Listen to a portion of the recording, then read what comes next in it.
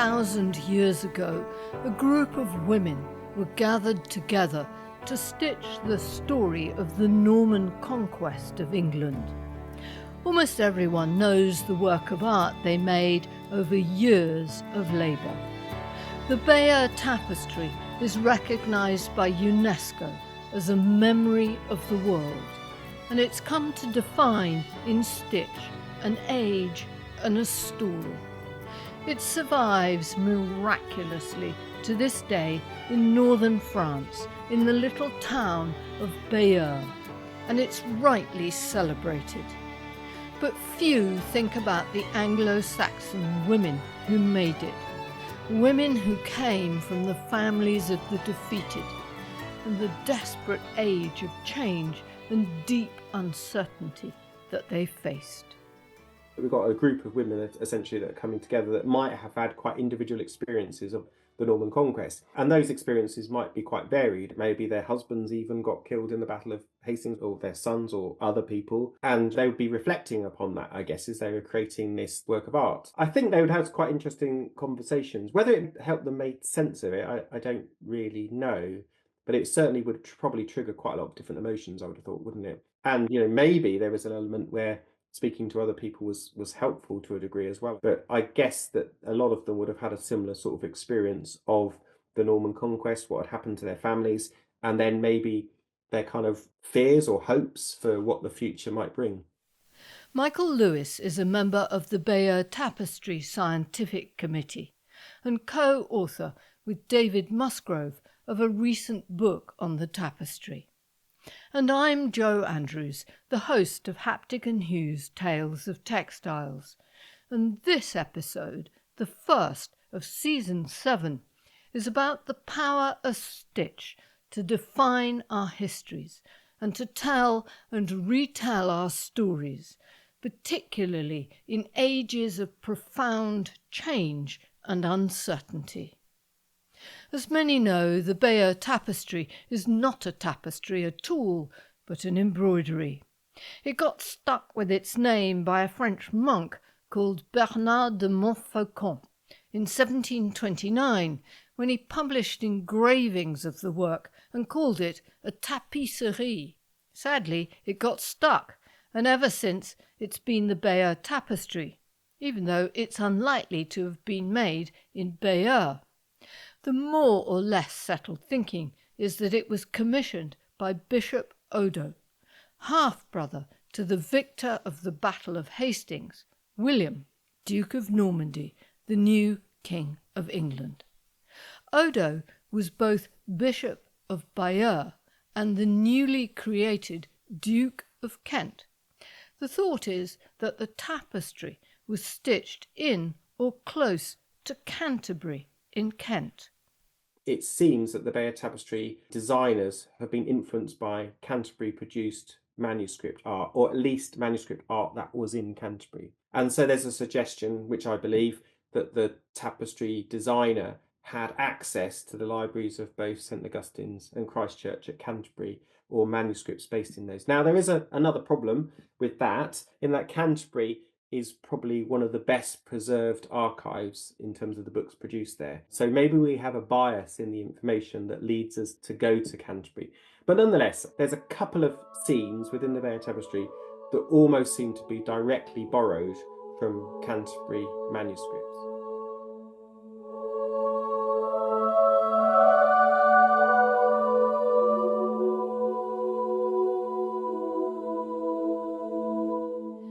Never know exactly who the stitchers were or what they thought, but the tapestry they made allows us imaginatively to reach back to them and the age they lived in. The tapestry is stitched on linen and worked in wool dyed with plants. A lot of scholars thought it might have been created by nuns, but Michael Lewis says that at that time embroidery skills were far more widespread. But when you look at the historical sources that talk about embroiderers and people doing this sort of work in the late Anglo-Saxon period into the Anglo-Norman period, they talk a lot about aristocratic women, Not to say that aristocratic women made the Bayeux Tapestry, but they were certainly doing embroidery and other sorts of textile works. But they also talk about people, on an everyday basis, producing garments and materials. And if you look at late Anglo-Saxon society, that makes a lot of sense, doesn't it, really? That people are making their own clothes. They would probably learn a lot of the techniques that go with that in terms of embroidery as well. They talk about people making garments for other people, which tend to be high status people. But you could see that that would kind of sink right through the whole strata, really.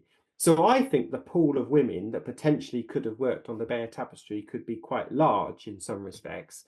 And some people have said, well, how experienced were they and how expert were they? And a few other things that can potentially be gleaned looking at the embroidery work itself and the skill needed to do that.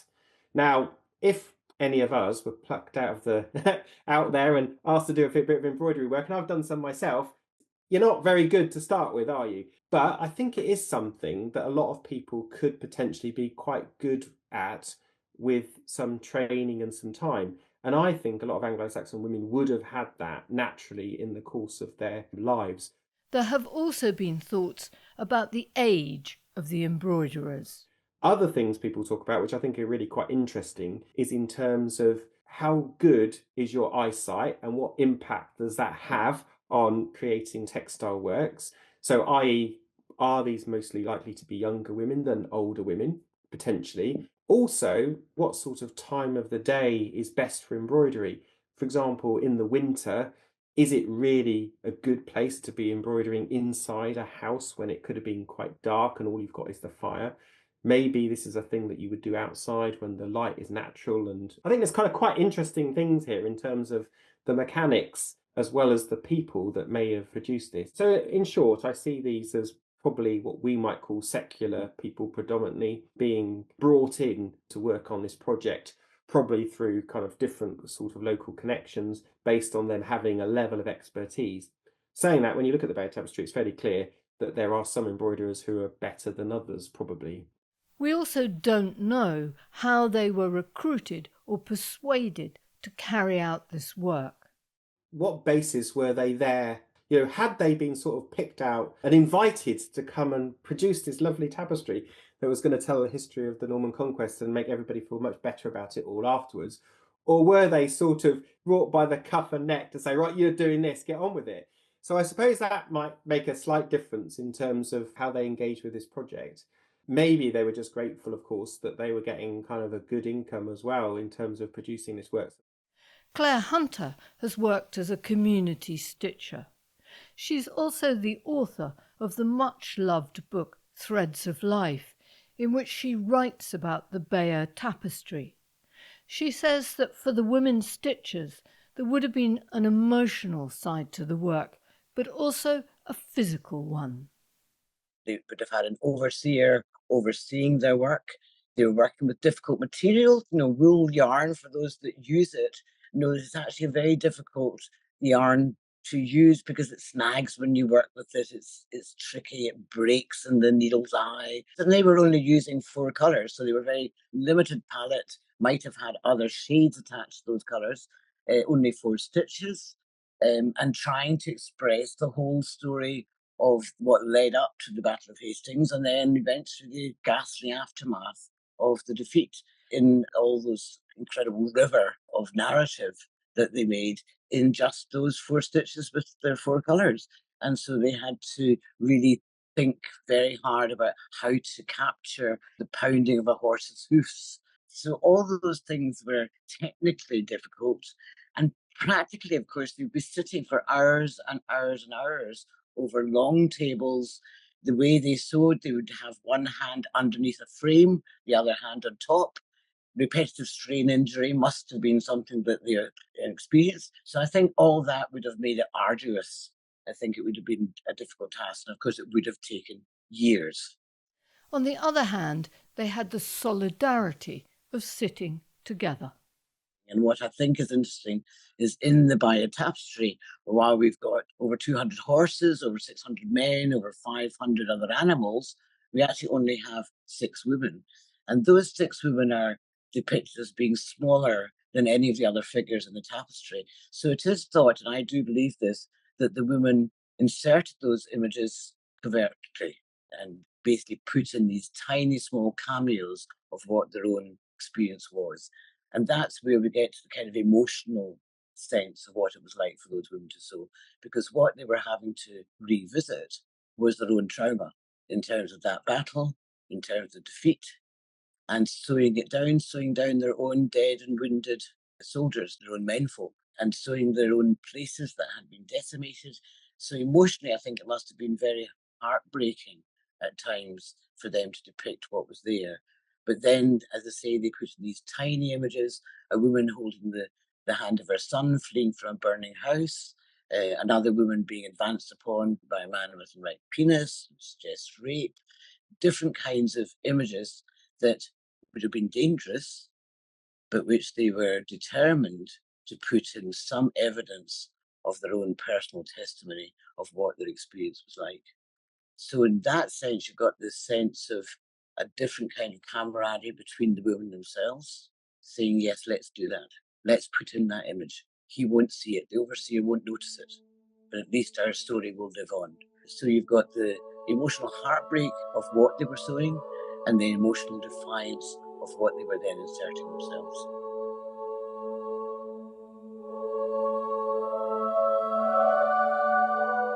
Michael and others believe the tapestry was started around 1070, and it was commissioned by Bishop Odo at a time when the Normans still believed that the English would welcome them. When William, Duke of Normandy, came over and became king, he believed himself that the English would embrace him. He felt that that was the natural thing that was going to happen because he'd been promised, in his view, the Kingdom of England. And when that didn't quite happen, he uses these various tactics, really, to try and bring the Anglo-Saxons inside. Sometimes he befriends them, sometimes he punishes them. And you can see these different activities at play, which obviously happens nowadays in a modern political environment as well. And Odo's tapestry is part of that play. It's an attempt to tell the story of the conquest in a balanced way that tries to do justice to both sides. It's a piece of political storytelling, trying to get the conquered to accept their fate. I think what's interesting about the Bayeux Tapestry is the story is not one of triumphalism, really, in a way. It's clear, obviously, what happens in the Bayeux Tapestry. It's not kind of mixing its words. You know, it kind of shows that the Normans beating Harold at the Battle of Hastings and the events leading up to that sort of result happening, if you like. But there are things in the tapestry which are much more balanced, I think, when you look at some of the other sources. So if you read the typical Norman sources, they're really, really championing William in particular and the Normans in general at the expense of the Anglo-Saxons. And you don't really get that in the Bayeux Tapestry in quite the same sort of way. It's a bit more of a balanced account, I think, of those years. But the problem for Bishop Odo was that about the time he commissioned his tapestry, William realised that his softly approach didn't work, and to survive he had to be much tougher. But then he sort of snaps and he's had enough of these Anglo-Saxons. And from about the late 1060s, early 1070s, his regime is more of one of oppression rather than trying to work with the Anglo-Saxons. And also, I suppose what's really important about this period is there's an assumption that William came over, you know, beat Harold at the Battle of Hastings, became crowned king at Christmas Day 1066, and everybody just said, okay, thanks very much, we've got a new king, let's just kind of relax now. But that's exactly not what happened. There was kind of rebellions, you know, all through pretty much William's reign, some of them very destabilizing. And now, of course, we know that, you know, that William was able to keep the crown and it was passed on to his sons and onwards. But that wasn't, I don't think, any means certain in 1066 or 1070s when the Bayeux Tapestry potentially could have been made. And that left Bishop Odo with a problem, one that is ultimately vital to the survival of the tapestry.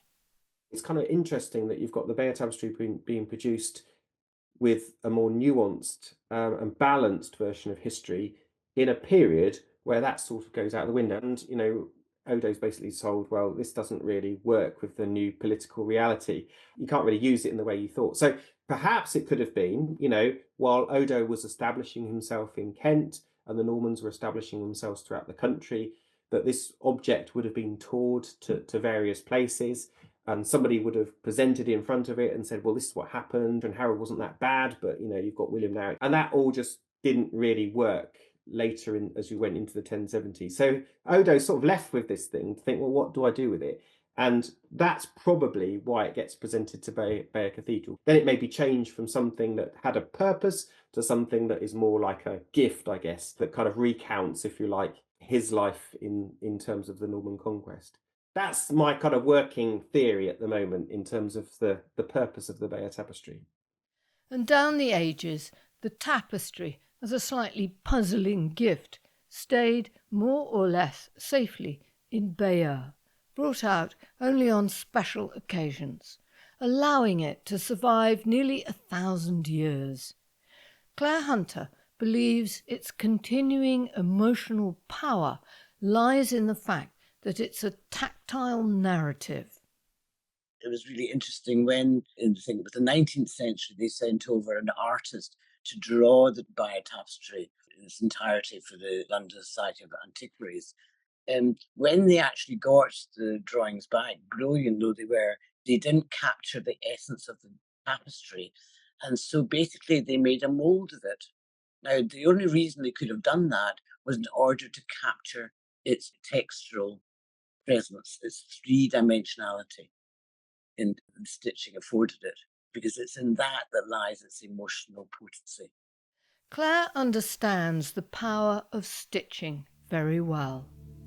She's one of over 1,000 stitchers who's helped to create a modern tapestry that has just the same kind of charismatic impact as the Bayeux Tapestry. Its scope is much bigger than the tale of a battle. Instead, it reframes the story of an entire nation. 10,000 years of history in more than 160 beautifully worked linen panels. The Great Tapestry of Scotland is the biggest community arts project ever undertaken in Scotland.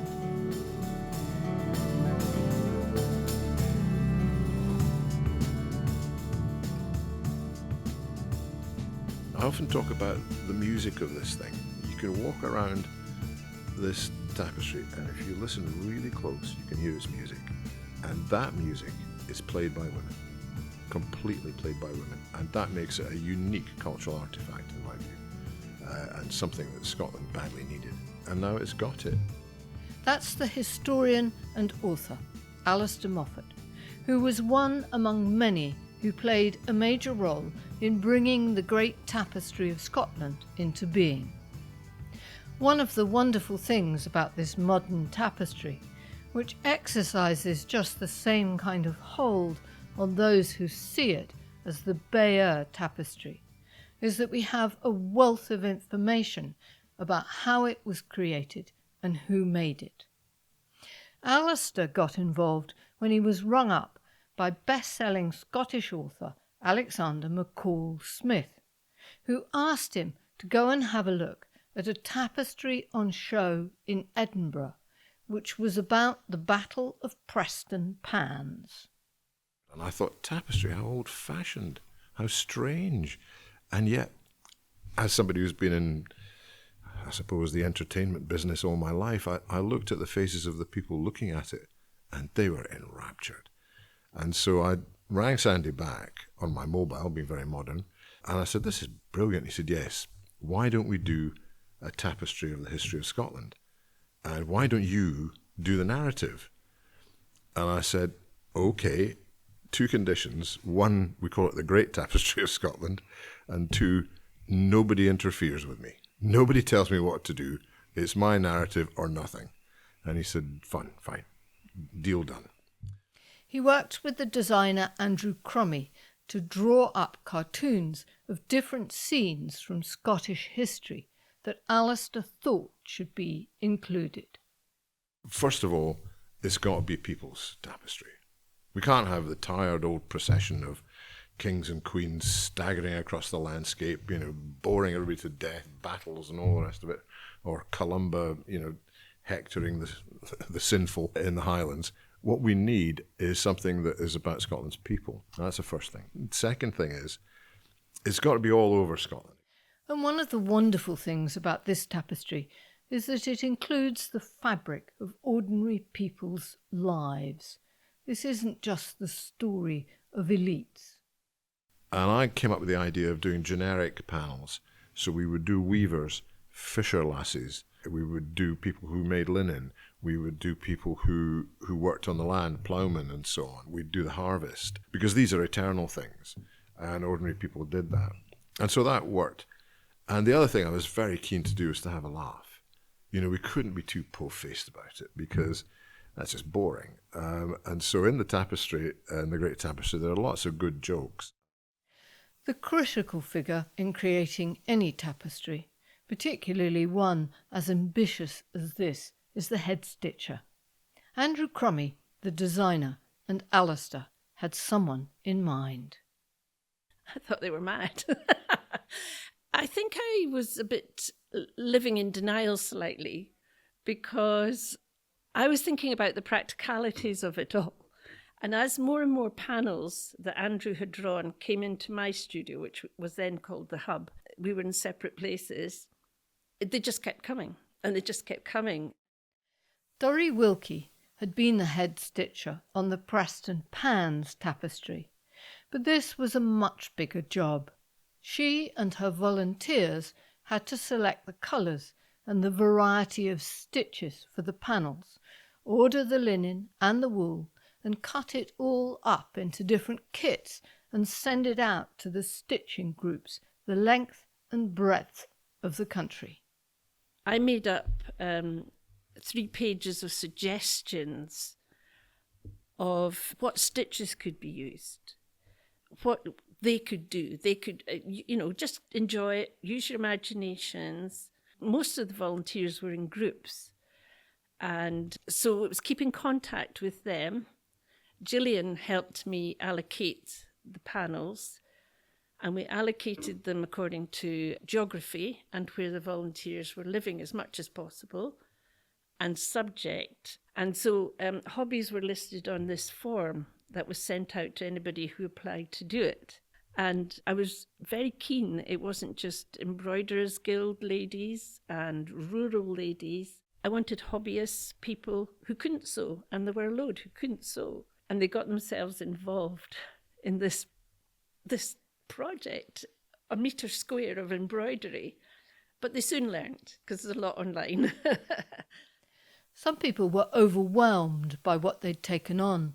Others simply put theirs away and didn't take it out for months. But others got started straight away. Dorrie had 10 volunteers working with her in the Hub, tackling inquiries and questions from the 60 stitching groups. There was a lot of angst at the beginning and worry that they would get it wrong, and they had to be reassured nothing was wrong. They thought that perhaps they had to do all traditional stitching and it would be judged. But as we had halfway through making the tapestry, we had a meeting, and it was called the Blether, and all the groups came along that could with their panels at whatever stage, and they could see each other's panels and get excited about how, oh, they've stitched that like that. We weren't sure what to do. That's what we'll do. Or see how loosely they could stitch. By loosely, I mean avoiding necessarily tradition, building up textures and things like that. And then it turned into research and how do you stitch molten steel? Well, how do you stitch molten steel? But you should look at the panel. It's beautiful. So they got ideas from each other, loosened up, began to get excited about the end. There were many reports of stitching till 3 and 4 in the morning, exhaustion, exhilaration when it was done, and they just felt as if they'd been bereaved once the panel went away because they'd spent so much time working on them. There are tremendous stories that come from this time. One panel was allocated by postcode to the Outer Hebrides. Unfortunately, the 2 stitchers lived on different islands with an hour's ferry crossing between them. Between January and April, each would stand in the howling wind and heavy downpours on jetty slipways to hand over their precious cargo to the obliging ferrymen for onward transmission to the other stitcher. It's storytelling, and stitching, working with thread, is therapeutic. And very often we had people saying, oh, I'll just sit down for 5 minutes and stitch. And then 4 hours later, they're still working on it. A lot of problems were solved sitting, stitching, and a lot of friendships were formed. So I can only think of beneficial. Once you get over the initial shock of stitching on such a large scale, I can only think of therapeutic moments, stitching and problem solving and bonding. A lot of women bonding, and men. There were the occasional men who stitched and did a wee bit. But the other thing was it brought in all the network of all these stitchers who had expertise on geography of the area, the history, the whatever. So there was an inclusiveness with it as well. And in time, the stitchers asked for more of their own stories to be included. And to me, these are some of the most beguiling panels. A lot of women were saying, why is there not more about the women's history? And so about 40 half panels, as we called them, because they were a metre by half a metre, were added depicting jobs that women stereotypically did. So in the washerwoman one, for example, one of the stitchers' grandmothers had to do work because her grandfather fell ill and couldn't earn money for the family. So she took in washing. So she remembered her grandmother, for example, used to roll down her stockings down to her ankle and had these pinnies that are tied at the back. And the other grandmother used to sew teddy bears for charity. So that's depicted in the panel as well. Claire Hunter believes that the Great Tapestry of Scotland is a powerful record, partly because it's the work of so many hands. Because it has been stitched by 1,000 women and a few men throughout Scotland, then it is an authentic testimony. It's not the narrative of one person. It's actually the kind of evocation, if you like, by 1,000 different people of their country. And a lot of those people are sewing a bit of a history which belongs to them, part of their place, part of their community, part of their legacy. And so the kind of authentic testimony of it, I think, gives it another kind of power. And it's both a celebration and it is a commemoration. Imbued within it are the thoughts and the knowledge and the emotions of the people who sewed it. I sewed a footballer. In mine, a wee group of us from Glasgow got together, and then we basically posted it to each other, and we got the football panel, which we were a bit disappointed about at the time because we wanted to have something much more kind of, well, not that football isn't interesting, but something, a river and sea and landscape or a battle or something might have been more riveting. But as my great grandfather had been one of the founding members of Celtic Football Club, then although this doesn't address any particular club, then I felt that I was actually sewing part of my own legacy when I did my footballer. I have to say it was very frustrating to sew because of that wool yarn, but I was very glad to put my little bit into the tapestry. The Great Tapestry of Scotland draws some of its inspiration directly from the Bayeux Tapestry. The centre was designed by Andrew Crummy, but the borders going around each panel, subdivided into squares, was left up to each stitching group to fill as they wished. Dorrie says the stitchers of 1,000 years ago were present with them. My feeling about the embroiderers of the Bayeux Tapestry is that this was perhaps their work, depending who did it. And these were people who more commonly did this type of embroidery. But also it made us think about working together as people. I think it's this feeling of kinship, doing something, and just referring back to them and thinking about the days when women were really tied to the house and had to do housework and chores constantly, but had sewing bees, and how they left to do that. Whereas people sewing the Bayeux Tapestry, probably this is what they did routinely. And then we saw the value of women getting together and talking through problems and encouraging each other with life. So yes, we thought about them a lot, but we also thought about them more as an influence on what we were actually doing and carrying forward. Eventually the day came when all the panels were finished, but no one had given a great deal of thought about what happened next. Here's Alistair Moffat. So it came to the point where we had to decide how we would show it for the first time. Now, I knew the guy who ran the Scottish Parliament, a lovely man, Paul. And I said, got this tapestry, Paul? We'll show it, he said. We'll show it at the Scottish Parliament. It's the only place to do it. I said, but you haven't seen it? He said, I don't care. It'll be good. I'm sure it'll be good. I'm sure it'll be good. And so we agreed that we would show it in the foyer of the Scottish Parliament. And I remember parking my car in the Queen's Park in Edinburgh and walking across for the sort of evening preview, you know, the evening launch, thinking, oh, jeez, there'll be 3 men and a dog there.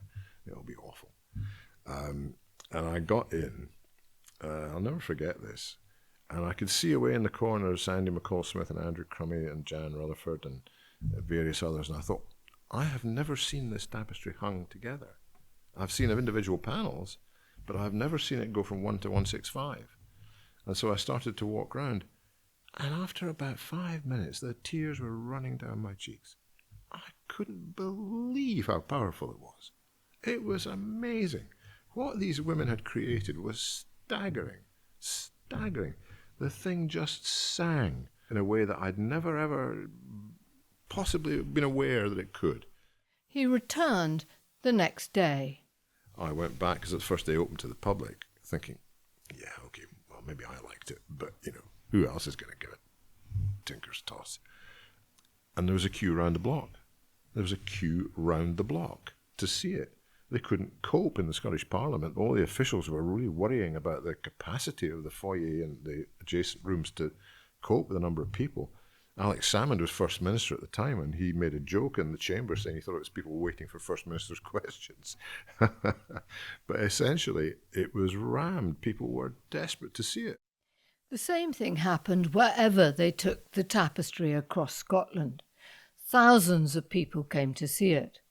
And when the tour came to an end, Alistair Moffat was determined the tapestry would have its own bespoke building in the old Borders textile town of Galashiels. It was a fight to get the money, and you know, I've done an enormous number of Burns suppers. I can tell you as political favours and so on. But basically, it was, the whole thing was a labour of love. It really was. You know, I've been doing this since 2010. God. You know, involved in it in some way or other. And here I am still involved in it. Last year, King Charles and Queen Camilla came to visit, and Alistair showed the Queen around. The women who made this made something completely unique. It's the only huge, all-encompassing history of Scotland written by women, made by women, not by men, but by women. I mean, there were 5 or 6 guys and about 1,000 women who made this. And the Queen said to me, and what did the men do? I said, they made the tea. And I doubt they did that for the women of the Bayeux Tapestry. TripAdvisor now rates the Great Tapestry of Scotland among the top 10% of the world's attractions. Many people come back and back. Even though I know everything that's in every panel, I still get surprised by it. I mean, you forget stuff, of course, but I still get surprised by it and taken aback by it. And I love that. I mean, how many things in your life do that to you? Very, very few. And it's also about, it's about a place we love. I mean, I remember Joanna Lumley saying to me, this is a love story. This is a love story. This is what it is, darling. It's a love story. And she's right. That's what it is.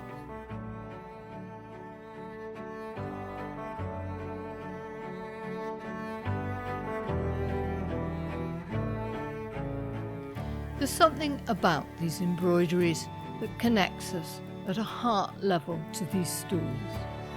Perhaps it's the quality of thought or time that's gone into them, or maybe it's just a rest from written words that makes them so much more accessible and allows us to read our own meanings into them. But never underestimate their power to redefine who we are and how we see ourselves. Thank you to everyone who took part in this podcast, and especially all the stitchers, living and now dead, who contributed to both the Great Tapestry of Scotland and the Bayeux Tapestry. If you find yourself anywhere near Galashiels or Bayeux, do go and visit. You can find out more about this episode and see a full script and pictures at www.hapticandhue.com/listen-series-7. Haptic and Hue is hosted by me, Jo Andrews, and edited and produced by Bill Taylor. It's an independent production generously supported by our listeners, who fund us via Buy Me a Coffee or by becoming a friend of Haptic and Hue. At the end of last year, 2024, friends of Haptic and Hue adopted 2 stitches from the Royal School of Needlework's Stitch Wall, which is an effort to preserve the human heritage of every stitch in the world. One of the stitches we've supported is Bayeux stitch, one of the principal stitches used in the tapestry. There's more on the webpage for this episode. And if you become a friend, there's an extra podcast every month called Travels with Textiles, hosted by Bill Taylor and me, where we cover a whole range of different textile stories and news.